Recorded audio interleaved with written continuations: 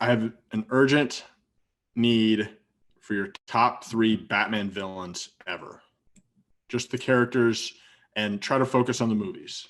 We'll try to stay timely since the movie. Oh, I was going to say, do they have to have appeared in like live action for them to be in my top 3? Oh, damn. Yeah, I don't want to hear about comic books. Well, that's going to kill. I mean, that's going to kill. Like Poison Ivy's got to be in the top 3, but I don't even know who that is. It was a terrible movie portrayal. I mean, this is. I mean, you're cutting me off at the knees here. Like, this is all right. Well, obviously, Heath Ledger's Joker, Joaquin Phoenix's Joker, and for consistency, I would say Jared Leto's Joker, but he was very booty.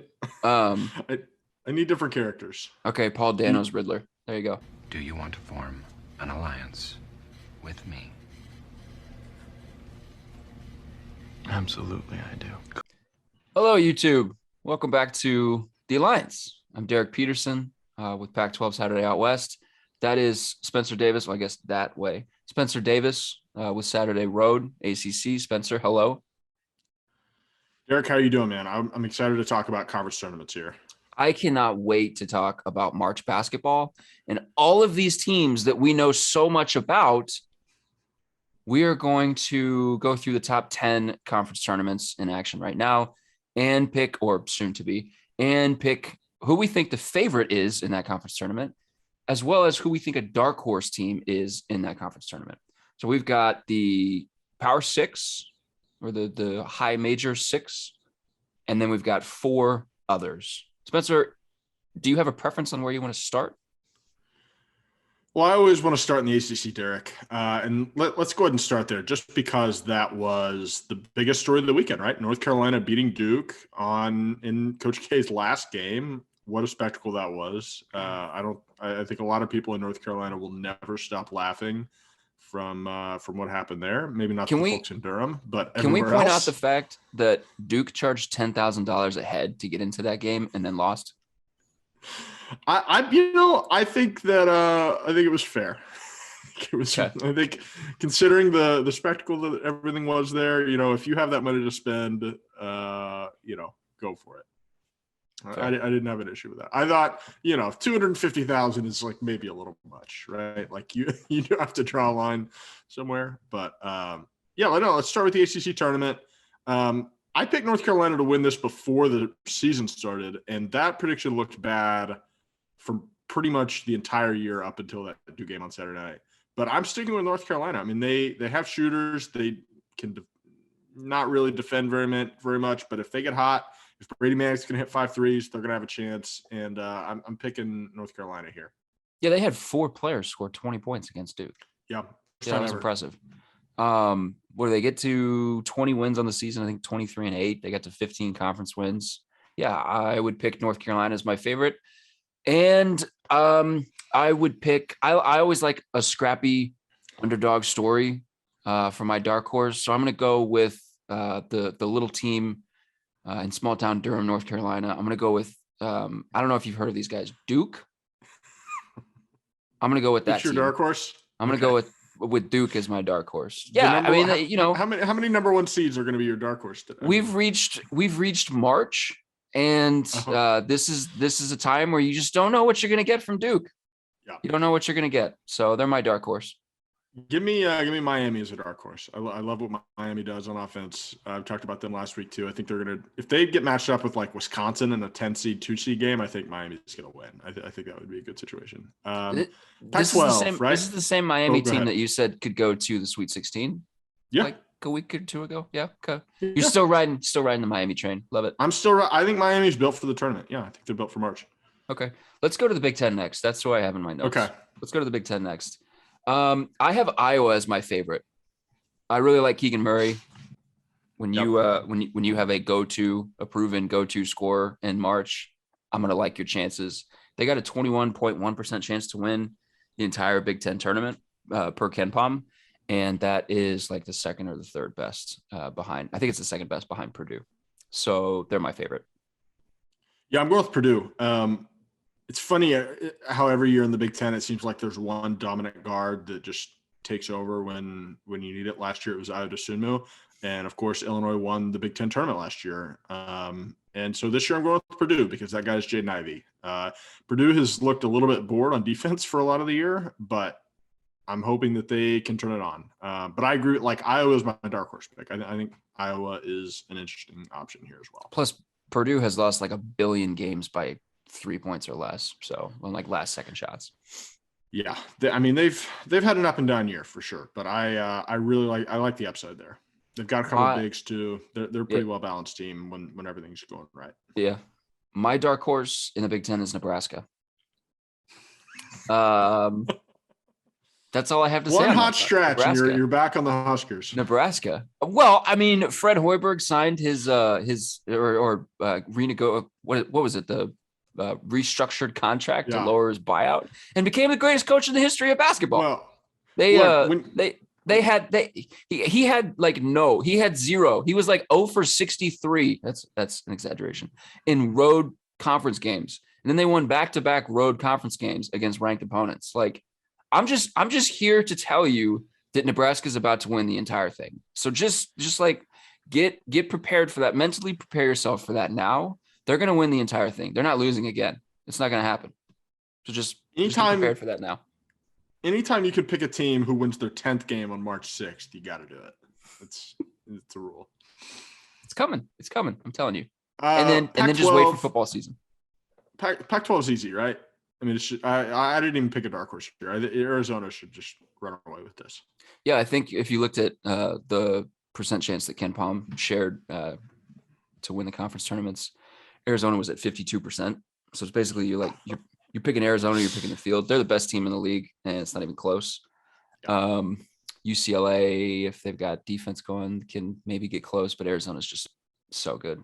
If I had to pick a dark horse, because I've got Arizona as well as my favorite, if I had to pick a dark horse, I would say maybe Washington, because they're over on the other side of the bracket, and because they've got a guard in Terrell Brown who can just heat up literally anyone. I think he averaged more than 20 points a game this year.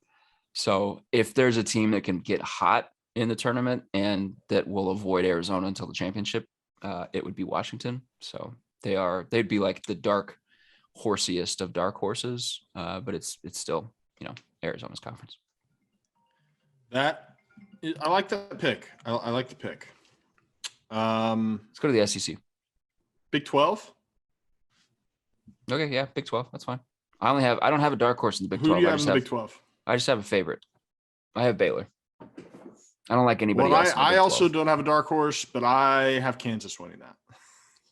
Yeah, I think the last time I looked, Kansas and Baylor were the only two teams in the country that had double-digit quad one wins. Maybe that's wrong, but I know that Baylor's the only team. Baylor's the only team that has more quad one wins than Kansas. Kansas had 10, Baylor had 11. Yeah, that appears to be correct. I mean, the Big 12 is loaded with quad one teams. I mean, pretty much all the way up and down. I'm trying to find the lowest ranked Big 12 team here. I mean, Kansas State's at 71. So if you're playing them on the road, like in Manhattan, that's still a quad one win. And they're one of the last teams. I mean, West Virginia's at 78. That's borderline quad one. So yeah, I mean, it's a lot of these teams are making the cut there. Yeah. So like those two teams are battle tested. And I think that the top two in the Big 12 are a significant cut above the rest. So. Yeah, and I'm going with Kansas just because the Big 12 tournament is in Kansas City. That is always a very heavy KU crowd, especially when, Iowa State and Kansas State haven't had the best seasons. Those are the other teams that are going to be well represented there. But that will definitely feel like a home game if it is Kansas versus Baylor in the Big 12 tournament. And the last time Kansas played Baylor at home, they won by about 150 points. So, yeah, I'm going with the Jayhawks. Okay. Let's slide over to the SEC. Who do you have as your favorite? I went back and forth on this one because, Auburn won the regular season title. I love Jabari Smith Jr., I love Walker Kessler, but I'm going with Kentucky. I think Kentucky showed a lot of heart down the stretch with, how they continue to win games, even with battling some injuries to Ty Washington and Severe Wheeler. I just think Kentucky is. I hesitate to say team of destiny, right? Especially around conference tournament time because we're not there yet. That's not the only goal, but I would lean Kentucky is going to do something special this week in the SEC. Okay. I will say Kentucky as well for all of the reasons that you just shared. And dark horse for me, I kind of go back and forth between Tennessee and Alabama. And Tennessee's a 3 seed, so it's hard to say they're a dark horse. We'll see what Alabama can do. Alabama gives people some trouble. I'll give Arkansas a shout as a dark horse. I like Eric Musselman. They've had some good ones this year. Okay. Big East. Who you got? Villanova. Did they win the Big East? Or did Providence win the Big East? No, Providence won the Big East. Providence won the Big East, but Villanova beat Providence twice. So I think you have a vendetta against Providence. Well, you have a vendetta. Let's get that out on the table now. Just do your dragging of Providence.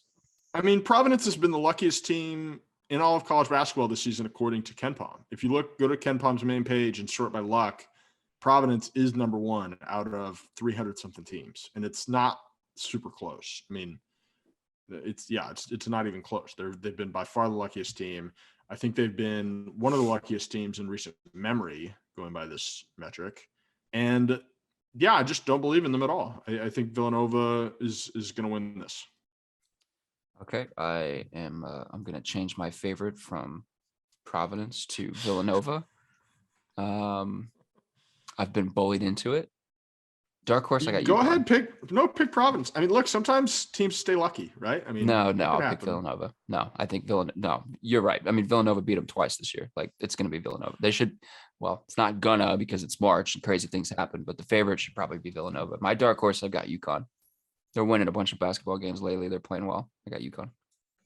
I guess my dark horse is Providence, just because, like, they won 24 games. I mean, I don't know. Like, I don't really believe in UConn either. Can a number 1 seed be a dark horse? You asked me this earlier. Yeah, apparently so. Those scrappy underdogs up there in Providence. Hey, don't compare Providence. Don't compare Providence to Duke. Providence has a significant talent advantage over Duke. Duke is winning more with less. Okay. Oh my God. All right.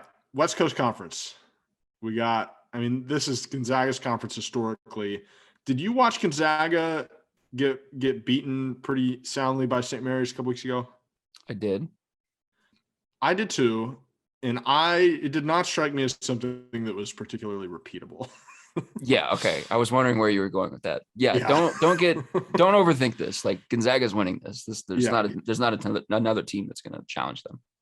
Gonzaga got a pretty tough whistle, I would say, and Drew Timme missed 19 shots in a row. Those things are probably not going to happen again. And St. Mary's at one point in the second half or maybe it was late in the first half, just couldn't miss. So and they're not a very good offensive team, or haven't been all year. So I'm going Gonzaga. You have to say the dark horse is St. Mary's, although there are other teams in this conference this year that are interesting for the first time in a while, right? I mean, San Francisco's good. BYU has been up and down, but they've got some nice wins, I think. San Francisco is probably the team to keep an eye on outside of St. Mary's and Gonzaga, but I think it's just Gonzaga. Is one of BYU's nice wins Oregon? I don't think so anymore. I don't think so anymore. We did a video about Oregon, and I said, Oregon might have a better conference or a better tournament resume than North Carolina. And then North Carolina beat Duke by 50, and then Oregon lost to Washington and Washington State at home. It was incredible. Look, BYU beat Oregon by 75,000 points. So, I mean, that number gets bigger every time you talk about it. BYU also has a win over San Francisco this year, which is do not need to continue talking about the West Coast Conference. Yeah, we're too long. Okay. If you're interested in them, good for you. It's Gonzaga. Let's go to the American.